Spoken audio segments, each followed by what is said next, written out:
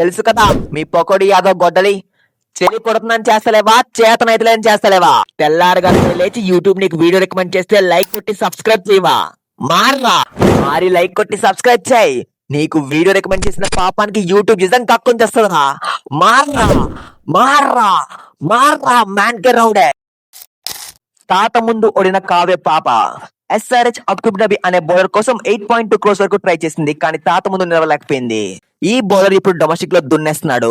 Recent గానే 3 wickets తీయడంతో పాటు కేవలం 64 balls లో సెంచరీస్ కొట్టేశాడు.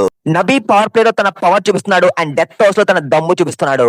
తన పేరు మీద 4 balls లో 4 వికెట్స్ ఇచ్చిన రికార్డు ఉంది. అందుకే ఆప్షన్ లో 4 teams తన కోసం పోటీ పడ్డాయి.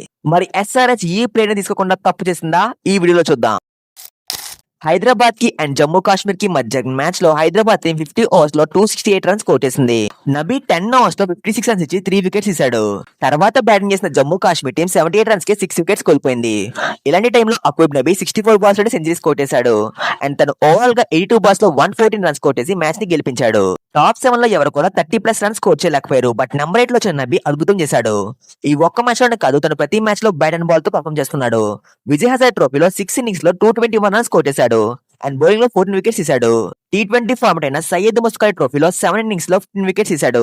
తన ఎకానమీ 7.5 గా ఉంది అండ్ తన స్ట్రైక్ రేట్ కేవలం 10 గా ఉంది. అంటే ప్రతి 10 balls కి ఒక వికెట్ తీస్తున్నాడు. తను T20, ODI అండ్ టెస్ట్ అన్ని ఫార్మాట్స్ లో రాణిస్తున్నాడు. ఎస్ఆర్హెచ్ టీమ్ కి నబీ లాంటి ప్లేయర్ అవసరం, ఎందుకంటే తన power play and death overs లో ఎక్సలెంట్ గా బౌలింగ్ చేస్తున్నాడు. ఎస్ఆర్హెచ్ టీమ్ ఈ విషయాన్ని గ్రహించింది కాబట్టి ఆప్షన్ లో తన కోసం బిడ్ చేశారు. ఆర్ఆర్, ఆర్సీబీ, డీసీ, ఎస్ఆర్హెచ్ ఈ 4 teams తన కోసం పోటీ పడ్డాయి. కానీ వీళ్ళందరికన్నా ఎక్కువ పర్సన్ ఎస్ఆర్హెచ్ డీసీని డామినేట్ చేయలేకపోయింది. ఎస్ఆర్హెచ్ టీమ్ అయితే ఇంకొంచెం అమౌంట్ పెట్టి ట్రై చేయాల్సింది, ఎందుకంటే డీసీ దగ్గర ఎస్ఆర్హెచ్ తో కంపేర్ చేసి తక్కువ అమౌంటే ఉంది.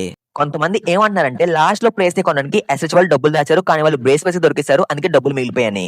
బట్ అది జస్ట్ కవర్ అప్ మాత్రమే. డబ్బులు దాయాలనుకుంటే ప్రశాంత్ వీర్ కోసం 14 crores వరకు ట్రై చేయరు అండ్ నబీ కోసం 8 crores వరకు ట్రై చేయరు. ఇన్ కేస్ నబీ లాంటి ప్లేయర్ కోసం 10 crores పెట్టినా ఇంకా ఎస్ఆర్హెచ్ టీమ్ దగ్గర 15 crores ఉంటాయి. కానీ ఎస్ఆర్హెచ్ టీమ్ ఏ ప్లేయర్ కోసం కూడా డెస్పరేట్ గా వెళ్ళలేదు అండ్ లాస్ట్ కి లివింగ్స్టోన్ కి ఎక్కువ అమౌంట్ ఇచ్చారు అండ్ ఫస్ట్ లో 5 కోట్లు మిగిల్చుకున్నారు.